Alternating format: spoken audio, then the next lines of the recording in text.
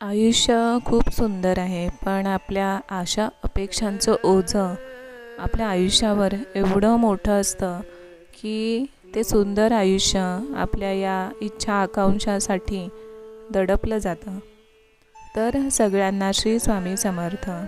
आज आहे सोमवार आणि आजच्या सोमवारची पूजा आणि सकाळ ते दुपारपर्यंत म्हणजे सकाळची कामं आवरून झाली, सकाळची पूजा झाली की त्यानंतर दुपारपर्यंत कसं रुटीन असतं तर ते आजच्या व्हिडिओमध्ये पाहायला मिळणार आहे.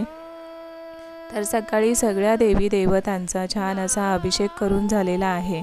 आज सोमवार आहे, मग त्याच्यामुळे मी स्वामींचा अभिषेक केला, आपल्या बाळकृष्णाचा अभिषेक केला आणि आपल्या शंकराच्या आपल्या महादेवांच्या पिंडीचाही अभिषेक केला. आणि कसं निसर्गामध्ये कधी असा छान अभिषेक करताना फार प्रसन्न वाटतं आणि आपले देवी देवतासुद्धा खूप प्रसन्न असे वाटतात या अशा सुंदर अशा वातावरणामध्ये. आणि बाल्कनी म्हणजेच आपल्या घराचाच एक भाग मानला जातो, त्याच्यामुळे बाल्कनीमध्ये मी कधी माझ्या सगळ्या देवी देवतांचा असा छान असा अभिषेक करून घेते आणि खूप प्रसन्नता वाटते त्याच्यामुळे. आता स्वामींना अत्तर लावते आहे, त्यांचं आवडतं. पहिलं मी कापसाच्या बोळ्याने किंवा फुलाने वगैरे अत्तर लावायची, पण आता विचार केला की हाताने लावलं, बोटाने लावलं की कसं छान असं लावलं जातं सगळीकडे व्यवस्थित आणि त्याचा सुगंधही छान असा दरवळतो. आणि अष्टगंध लावला आहे स्वामींना, वस्त्र घातलेले आहेत नवीन. आता पावसाळा आहे आणि आता सध्या तर 2-3 दिवस एवढा तुफान पाऊस पडतो आहे ना आमच्या इथे, तर त्याच्यामुळे थंड असं वातावरण निर्माण झालेले आहे. आणि म्हणूनच स्वामींना संपूर्ण असे छान असे कपडे म्हणजे जे थंडीचे वगैरे वस्त्र असतात ना, तर तसे कपडे घातलेले आहेत. आणि कृष्णाचे सुद्धा आता मी बाळकृष्णाचे कपडे बदलणार आहे, आज दुसरे घालणार आहे. आता बाळकृष्णाला सुद्धा सुवासिक अत्तर लावून घेतलेला आहे आणि पिंडीला मी चंदन लावून घेतलेलं आहे. तर इथे आपला छान असा लाडका बाळकृष्ण तयार झालेला आहे आणि पहा त्याच्या चेहऱ्यावर किती छान असं हास्य उमरलेलं आहे नाही का. आणि माझ्याकडे कसा बघतो आहे तो, म्हणजे एखाद्या आईसारखी जर माया आपण आपल्या बाळकृष्णाला दिली तर बाळासारखी मायासुद्धा त्याच्याकडून आपल्याला मिळते आणि त्यापेक्षा जास्त मोठी शक्ती आपल्या बाळकृष्णामध्ये असते, तर तिचा सहवाससुद्धा आपल्याला मिळतो. तर पहा स्वामी महाराज सुद्धा त्यांच्या जागेवर स्थानापन्न झालेले आहेत. सगळे देवी देवता त्यांच्या जागेवर स्थानापन्न झालेले आहेत. आणि पूजा करून झाली की मला एवढं प्रसन्न वाटतं ना काय सांगावं. तर सुरुवातीला खडी साखरेचा नैवेद्य दाखवते, कारण बाकीचे पदार्थ बनवायचे असतात, त्याच्यामुळे आधी खडी साखरेचा नैवेद्य दाखवते.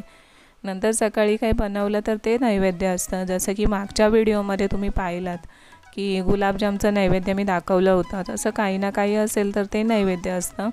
आणि दुपारी जे काही मी जेवण बनवते तर ते नैवेद्य मी आपल्या देवी देवतांना दाखवते. आणि आज मी बनवत आहे पालक पनीर. तर पालक पनीर बनवते आहे, तर म्हटलं तुम्हाला एक छोटीशी अशी झलक रेसिपीची दाखवावी. खरं तर आपला रेसिपीचं चॅनल नाही आहे हा, पण तरी पण आपल्या नैवेद्यासाठी आपल्या ईश्वरासाठी आपण काय पदार्थ बनवतो तर ते दाखवण्यात काहीच हरकत नाही, नाही का. पालक स्वच्छ धुवून असा छान असा घेतला आणि त्यानंतर पॅनमध्ये थोड्याशा तेलामध्ये तो परतून घेतला आणि त्याआधी टोमॅटो आणि मिरची घातली होती फोडणीला आणि नंतर मग त्याची छान अशी प्युरी करून घेतली. तो पालक चांगला मुरला, त्याच्यानंतर त्याची प्युरी करून घेतली आणि मग पुन्हा पॅनमध्ये तेल गरम करून त्याच्यामध्ये ते मसाले सगळे ॲड केले मी. हळद, तिखट मसाला, गरम मसाला असे सगळे ॲड केले आणि त्यानंतर मग त्यावर पालकची प्युरी फोडणीला घातली. आणि नंतर मग आता तुम्ही पाहू शकता यामध्ये मी पनीर ॲड करते आहे आणि नंतर मग प्रमाणानुसार चवीनुसार मीठ घालते आणि त्यानंतर कसुरी मेथी अशी हातावर क्रश करून घालते. त्यामुळे कसं आपल्या पालक पनीरला छान अशी चव येते. आणि टोमॅटो का घालायचा पालकमध्ये, पालकच्या प्युरीमध्ये, तर त्याच्यामध्ये आपल्या पालकमध्ये आयर्न जे असतं ते छान असं मुरलं जातं टोमॅटोमुळे, त्याच्यामुळे टोमॅटो हा घालायचा. आता चपाती करून घेते आहे बरंचसं जेवण झालेलं आहे आणि आज डाळीला सुट्टी आहे. का तर पालक पनीर म्हणजे चपातीबरोबरसुद्धा होतं आणि भातासोबतसुद्धा होतं. आणि कधी कधी आपल्याला डाळींचा कंटाळा येतो, तर मग असे पदार्थ खूप छान होतात. म्हणजे 2 in 1 म्हणतो ना आपण, तर तशी भूमिका बजावतात. आणि आता नैवेद्यासाठी ताटं भरते आहे मी. तर चपाती घेतली आहे, सॅलड घेतला आहे, काकडी आणि गाजर आहे आज सॅलडमध्ये. आणि सॅलडसुद्धा आपल्या आरोग्यासाठी खूप छान असं असतं, आरोग्यदायी असतं.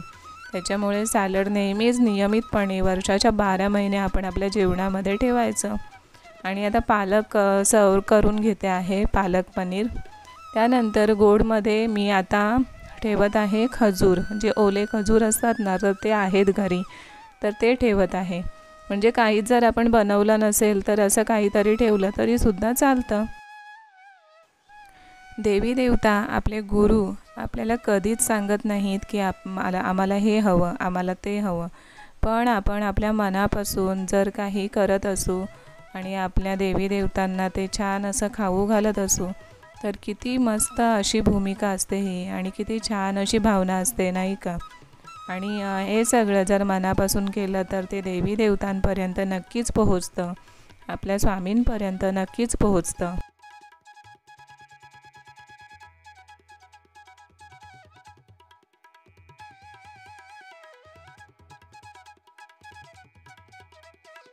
आणि आता बाहेर पाहू शकता तुम्ही किती काळोख झालेला आहे. आणि एवढा तुफान असा पाऊस येतो आहे ना, आज भरपूरच आहे. म्हणजे 2 ते 3 दिवस झाले सतत पडतो आहे, पण आज जरा जास्तच आहे. आणि परीच्या कॉलेजला आज सुट्टी दिलेली आहे. उद्या जर पाऊस असेल तर उद्यासुद्धा माहीत नाही शासनाचा निर्णय काय होतो आहे. तर जसं गव्हर्मेंटकडून काही समजतं, मेसेज येतात, तर तसेच कॉलेजचे जे असतात, हेड असतात, तर ते सगळ्यांना मेसेज पाठवतात आणि मग सुट्टी डिक्लेअर होते. आणि हे बघू शकता तुम्ही, तुफान असा पाऊस मुसळधार असा पडत आहे. आणि आमच्या घरासमोर जो एक झरा आहे, तो नदीला पुढे जाऊन मिळतो. असा मोठा पाऊस जेव्हा कधी सुरू होतो ना, तर तेव्हा या झऱ्याचं रौद्ररूप पाहायला मिळतं. आणि तसंच झालेलं आहे. म्हणजे खरं तर त्यापासून आम्हाला काही धोका नाही, कोणालाच नाही. बाजूला एक मंदिरसुद्धा आहे आमच्या इथे, देवी आईचं. तर कोणाला कधी धोका आजपर्यंत निर्माण झालेला नाही.